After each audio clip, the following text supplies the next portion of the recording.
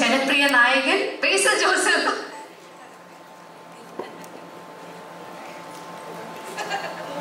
Homely star, family star എന്നുള്ളൊരു തിരുത്തുണ്ട്. ജനപ്രിയ നായകനല്ല അദ്ദേഹം.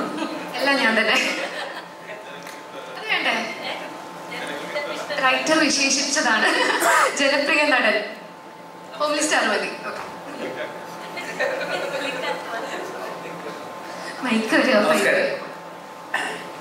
എല്ലാവർക്കും നമസ്കാരം.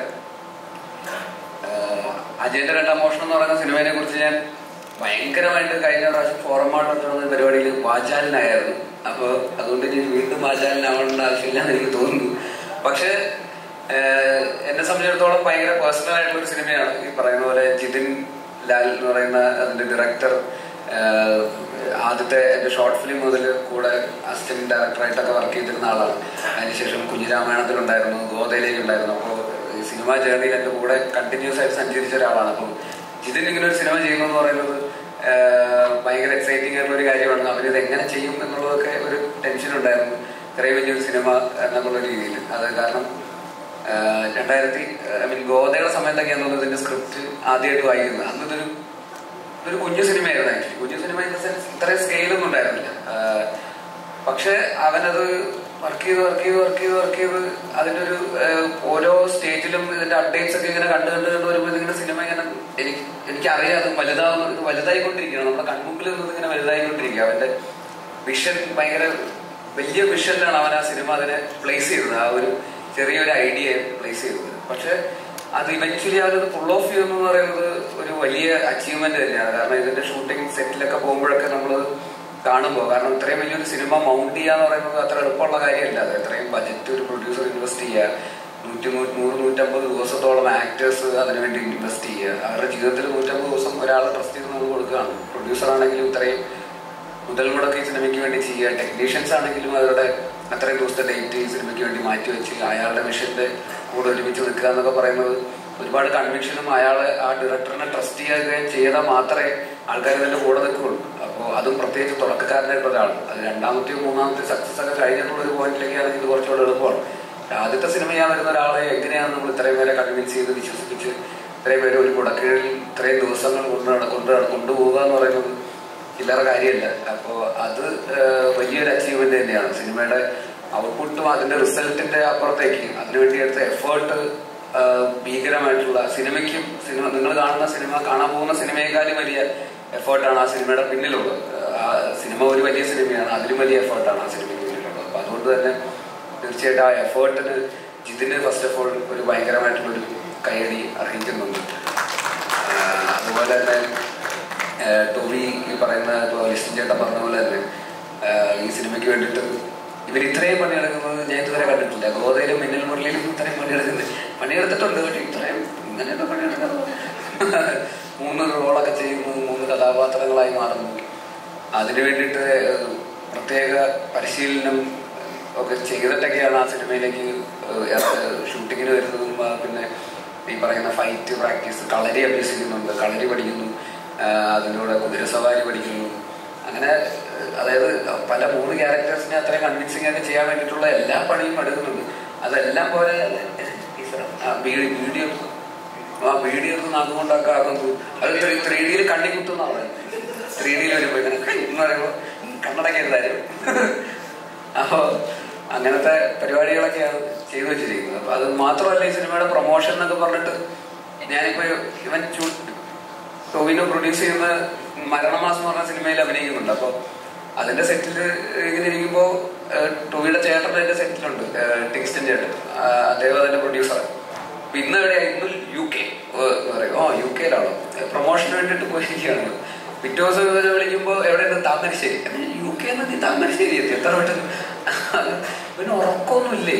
അത് ഒരു 10-25 ദിവസമായിട്ട് ഇങ്ങനെയാണ് ഓടിക്കൊണ്ടിരിക്കുന്നത്, ഇങ്ങനെ പ്രൊമോട്ട് ചെയ്തുകൊണ്ടിരിക്കുക. അത് ഈ പറയുന്ന പോലെ ഡബിൾ എക്സ്പ്രഷോ ഷോട്ട് അടിച്ച് ഉറക്കമില്ലാതെ ഓടി നടന്നുകൊണ്ടിരിക്കുക. അപ്പൊ ഇവർക്ക് ചേട്ടനും മാനേജറിനും എന്റെ ഓടി ഒപ്പം എത്താൻ പറ്റാത്തതുകൊണ്ട് അവര് ഷിഫ്റ്റ് എടുത്തിട്ടാണ് എന്റെ കൂടെ നടക്കുന്നത്. അതായത് ഒരു 5 ദിവസം എന്റെ കൂടെ പോകും, പിന്നെ അവര് മടുക്കുമ്പോൾ മറ്റേ ആളെ വിടും. അവര് ഷിഫ്റ്റ് എടുത്തുകൊണ്ട് പിന്നെ ഇവൻ മാത്രം ഒറ്റയ്ക്ക് ഇങ്ങനെ കരിങ്കല്ല് പോലെ നിൽക്കുന്നുണ്ട്. കൂടാതെ സുരഭിയും.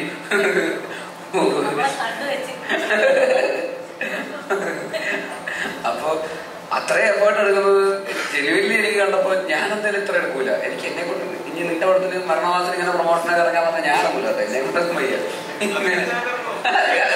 കുറച്ചൊക്കെ അറിയാണ്ട് വരും. നീയല്ലേ പ്രൊഡ്യൂസ് ചെയ്യും. ഇത്രയും ഉറപ്പില്ലാതെ ഒന്നും കൂടി ഇന്ന് പ്രൊമോട്ട് ചെയ്യാൻ എന്നെ കൊണ്ട് പറ്റില്ല. അതുമാണ് നോക്കാം. അപ്പോ അത്ര എഫേർട്ട് ഈ സിനിമയ്ക്ക് വേണ്ടിയിട്ട് ആദ്യം മുതൽ ഇതിന്റെ ആ തുടക്കം മുതലുള്ള ജേർണി മുതൽ 2016 മുതൽ ഇപ്പൊ ഇന്ന് ഈ റിലീസിന്റെ തലേദിവസം വരെ ഇവിടെ വന്നിരിക്കുമ്പോൾ വരെ ഇന്നിപ്പോ എവിടെ നിങ്ങൾ വരുന്നത്? ഹൈദരാബാദ്, ബോംബെന്ന് രാവിലെ എത്തിയിട്ടേ ഉള്ളൂ. അപ്പൊ ബോംബെയിൽ നിന്ന് രാവിലെ ഇന്റർവ്യൂ ഉണ്ടായിരുന്നു. എയർപോർട്ടിൽ വെച്ച് 2 ഇന്റർവ്യൂ സെറ്റിംഗ് ഉണ്ടായിരുന്നു. പ്രൊമോഷൻ അതൊക്കെ കഴിഞ്ഞ് വന്നിരിക്കുക. അപ്പോ ഇനി ഇന്ന് നാളെ ഉണ്ടാവുന്നു അല്ലേ? അപ്പൊ ഇനി അങ്ങോട്ടുണ്ട്. നാളെ റിലീസാണ്. ശരിയാണ്. കഴിഞ്ഞ ഓണാഘോഷമൊക്കെ ഉണ്ടെന്ന് തോന്നുന്നു അല്ലേ? സക്സസ് സെലിബ്രേഷൻ ഉണ്ട് ദുബായിൽ.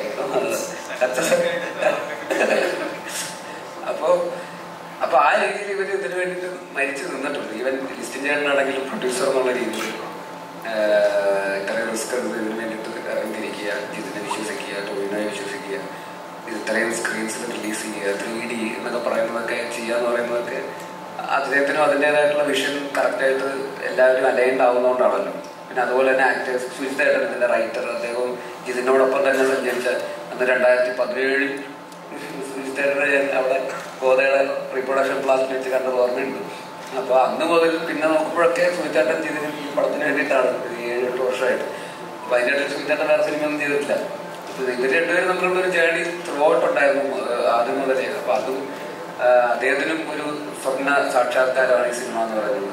പിന്നെ ആക്ടേഴ്സ് ആയിട്ടുള്ള തഞ്ചു, നമ്മുടെ വിശ്വജിത്ത്, സുരഭി, പിന്നെ ഇവിടെ ഇല്ലാത്ത മറ്റേ ആക്ടേഴ്സ് എല്ലാവരും ഈ സിനിമയ്ക്ക് വേണ്ടി അങ്ങനെ ഡെഡിക്കേറ്റഡ് ആയിട്ട് കംപ്ലീറ്റ് ത്രൂ ഔട്ടായിട്ട് നിന്നിട്ടുണ്ട്.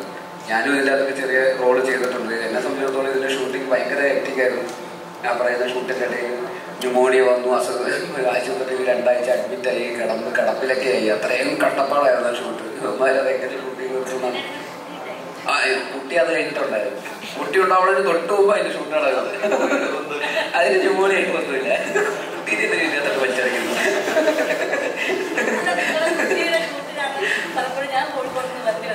കുട്ടിയുടെ ഷൂട്ടാണ്.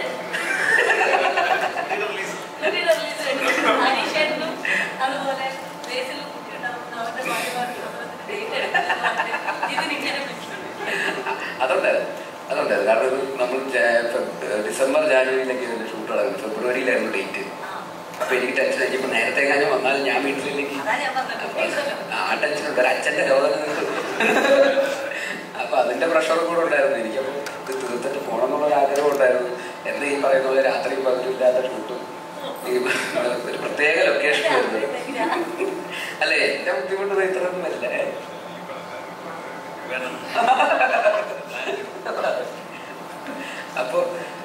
അപ്പൊ അങ്ങനെ ഒരു ഭയങ്കര സക്സസ്ഫുൾ ജേർണിയാണ് സോഫാർ ഈ സിനിമ. അത്രയും കഷ്ടപ്പാടുകളിൽ കൂടെയൊക്കെ ആണെങ്കിലും എത്രയും ബുദ്ധിമുട്ട് കൂടുന്നവരും സിനിമയുടെ ഉയരം കൂടുന്നവരും രുചി കൂടുന്നു അറിയില്ലേ. അതുപോലെയാണ് കഷ്ടപ്പാട് കൂടുന്നവരും സിനിമയുടെ വിജയം മധുരകരമായിരിക്കും എന്നുള്ളതാണ് സിനിമയുടെ ചരിത്രം തെളിയിച്ചിട്ടുള്ളത്.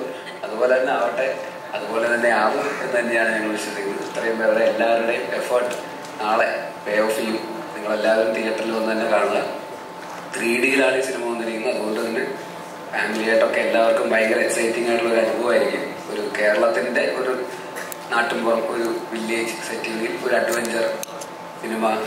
അതിൻ്റെ അകത്ത് പല കാലഘട്ടങ്ങളായിട്ട് ഭയങ്കര രസകരമായിട്ടുള്ളൊരു സ്റ്റോറി ലൈൻ, വിഷ്വൽ ട്രീറ്റ്മെന്റ് എല്ലാം ഉണ്ട് ആ സിനിമയിൽ. അതുകൊണ്ട് എല്ലാവർക്കും എന്റർടൈൻ ചെയ്യിപ്പിക്കുന്ന ഒരു സിനിമയായിരിക്കും. ഒരു 5 വയസ്സ് മുതൽ പറയാം ഏറ്റവും പ്രായമുള്ള ഒരാൾക്ക് വരെ കാണാൻ പറ്റുന്ന ഒരു സിനിമ തന്നെയായിരിക്കും എന്ന് തന്നെയാണ് ഞങ്ങൾ വിശ്വസിക്കുന്നത്. അങ്ങനെ തന്നെ ആവട്ടെ എന്ന് ആത്മാർത്ഥമായിട്ടും ആഗ്രഹിക്കുന്നു.